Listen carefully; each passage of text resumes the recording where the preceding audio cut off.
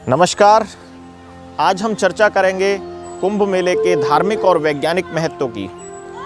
मित्रों, कुंभ मेला भारतीय संस्कृति का एक अनूठा मेला है। इसमें विभिन्न संस्कृतियों का समागम रहता है।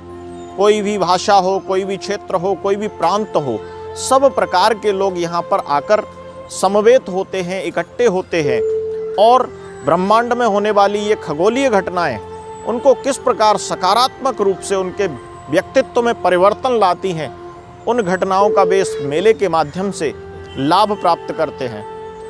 इस अवसर पर विभिन्न साधु संत अपने अपने स्थानों से कुंभ मेले के स्थान पर आकर समाज को आशीर्वाद प्रदान करते हैं, उन पर अपने तपोबल का प्रभाव छोड़ते हैं। ऐसा होता है कुंभ का वैभव।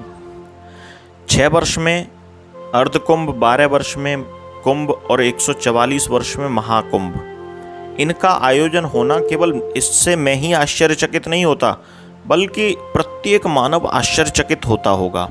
मन में जिज्ञासाएं पैदा होती होंगी कि आखिर ये कुंभ है क्या। यदि प्रयोजन केवल स्नान करने का ही हो तो कल्पवासी वहाँ पर महीनों तक कल्पवास क्यों करते हैं, क्यों रहते हैं अपना घर बार छोड़कर वहाँ? कुछ तो कारण होगा, कोई तो बात होगी। कुंभ का नाम, निश्चित समय पर लगना, एक निश्चित स्थान पर उसका आयोजन होना, क्या इसका कोई आधार है या फिर केवल आस्था पर आधारित है? क्या इसके पीछे कोई विज्ञान है? तो भारत के ऋषि मुनि भली भांति जानते थे कि विज्ञान तर्क करता है, सवाल उठाता है और जवाब मांगता है, और कई बार लोग तर्क और कुतर्क में फंसे रह जाते हैं। वे आगे नहीं बढ़ पाते, प्रकृति की उन दिव्य घटनाओं का वे लाभ नहीं उठा पाते जो सीधे सीधे उनके जीवन को कायाकल्प कर सकती हैं। ऋषि वैज्ञानिक इससे वाकिफ थे कि आस्था सवाल नहीं करती बल्कि पालन कराना जानती है। अतः उन्होंने समाज को अनुशासित बनाए रखने के लिए विज्ञान को आस्था और धर्म से जोड़ दिया। लेकिन अब आधुनिक विज्ञान और तकनीक का जमाना है, इसलिए वैज्ञानिक मतों को समझने की आवश्यकता है। तो पहले हम पौराणिक महत्व को संक्षिप्त में समझेंगे। पौराणिक कथाओं के अनुसार देवताओं और दैत्यों के बीच मंथन से जब अमृत कलश प्राप्त हुआ, तब अमृत घट को लेकर देवताओं और असुरों के बीच युद्ध शुरू हो गया। इसी खींचातानी में अमृत की बूंदें वहां छलकी जहां पर कुंभों का आयोजन होता है। बड़ा ही मनोरम और भव्य स्वरूप होता है कुंभ मेले का। चारों तरफ दिव्यता विराजमान होती है, हर कहीं से संत पधारते हैं और साधक बिना बुलाए जगह जगह से उस स्थान पर चले आते हैं। अब हम आते हैं वैज्ञानिक कारणों पर।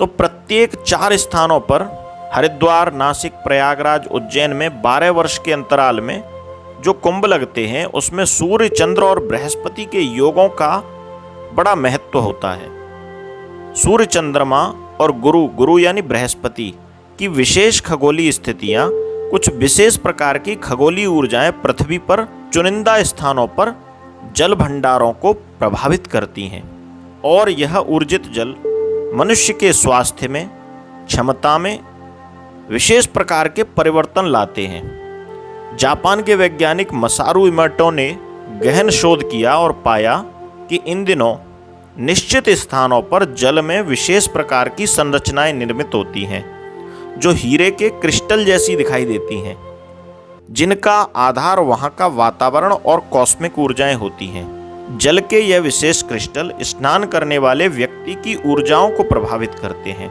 क्योंकि हमारा शरीर 70% से अधिक जल से निर्मित होता है, इसलिए जल के यह क्रिस्टल शरीर की ऊर्जा का स्तर, शरीर की इम्यूनिटी और आत्मविश्वास में वृद्धि करते हैं। भारत के ऋषि तर्क देते हैं कि ब्रह्मांड में 2 तरह के पिंड हैं, ऑक्सीजन प्रधान और कार्बन डाइऑक्साइड प्रधान।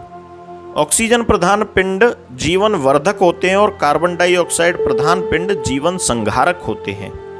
जीवन वर्धक पिंडों में बृहस्पति यानी गुरु, सूर्य और चंद्रमा आते हैं, और जीवन संहारक पिंडों की श्रेणी में आते हैं शनि, शुक्र, मंगल और छाया ग्रह राहु, केतु। चाहे जीवन वर्धक पिंड हो अथवा जीवन संहारक पिंड हो, सभी की कुछ निश्चित राशियां होती हैं, यानी सभी ग्रह निश्चित घर में रहते हैं। उन घरों में जब कोई जीवनवर्धक पिंड प्रवेश करता है तब धरती पर किसी विशेष स्थान पर इन ग्रहों से उत्पन्न ऊर्जा सकारात्मक रूप से गिरती है। बृहस्पति ग्रह जीवन संहारक शनि की कुंभ राशि में प्रवेश करता है। इसी समय सूर्य और चंद्रमा मंगल की मेष राशि में प्रवेश करते हैं।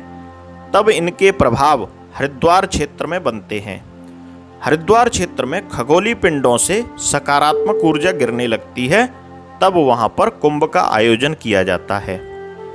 इसी तरह से एक समय बृहस्पति ग्रह दैत्यगुरु शुक्र की राशि वृष में प्रवेश करते हैं तथा सूर्य और चंद्रमा शनि की राशि मकर में प्रवेश करते हैं। और इस समय सूर्य दक्षिणायन से उत्तरायण होते हैं, यानी मकर संक्रांति होती है। तब इसका प्रभाव क्षेत्र त्रिवेणी यानी प्रयागराज में बन जाता है। जब भादों की भयानक धूप होती है तब सूर्य के मारक प्रभाव से बचाने के लिए बृहस्पति सूर्य की राशि सिंह में प्रवेश करते हैं। इसी समय तक सूर्य चंद्रमा सहित सिंह राशि पर बना रहता है। तब महाराष्ट्र का नासिक क्षेत्र इसका केंद्र बिंदु बन जाता है, यानी महाराष्ट्र के नासिक क्षेत्र में खगोलीय ऊर्जा का तीव्र प्रवाह होने लगता है। और जब बृहस्पति सिंह राशि में होते हैं, सूर्य मंगल की मेष राशि में हो और चंद्रमा शुक्र की तुला राशि में पहुंच जाए तो महाकाल के पवित्र क्षेत्र उज्जैन में सकारात्मक खगोलीय ऊर्जा चरम पर हो जाती है और उज्जैन में महाकुंभ का आयोजन होता है। इन सभी कुंभ मेलों के आयोजन में बृहस्पति ग्रह का सबसे महत्वपूर्ण स्थान होता है, क्योंकि बृहस्पति ग्रह सूर्य के चारों ओर 12 वर्षों में अपना एक चक्र पूरा करता है। इसलिए पूर्ण कुंभ 12 वर्ष बाद लगता है। हमारे ऋषि मुनि इन सब खगोलीय घटनाओं के बारे में जानते थे। वे जानते थे कि इस ब्रह्मांड के भीतर अनेकों वैज्ञानिक घटनाएं हो रही हैं, अनेकों खगोलीय घटनाएं हो रही हैं, जिनके माध्यम से सकारात्मक ऊर्जा धरती पर किन्हीं विशेष स्थानों पर पड़ती है। इन सब घटनाओं का लाभ जन जन तक पहुंचाने के लिए उन्होंने माध्यम निकाला कुंभ मेले का। और ऐसे स्थानों पर जहां पर इन खगोलीय घटनाओं का सकारात्मक प्रभाव पड़ता था, ऐसे स्थानों पर मेले का आयोजन किया गया और इन्हीं मेलों को हम कुंभ मेले के नाम से जानते हैं। मेरा यह वीडियो अगर आप सबको पसंद आया हो तो कृपया लाइक शेयर अवश्य करें, इसमें कमेंट करें, मुझे सुझाव दें और मेरे चैनल को सब्सक्राइब करना ना भूलें। धन्यवाद।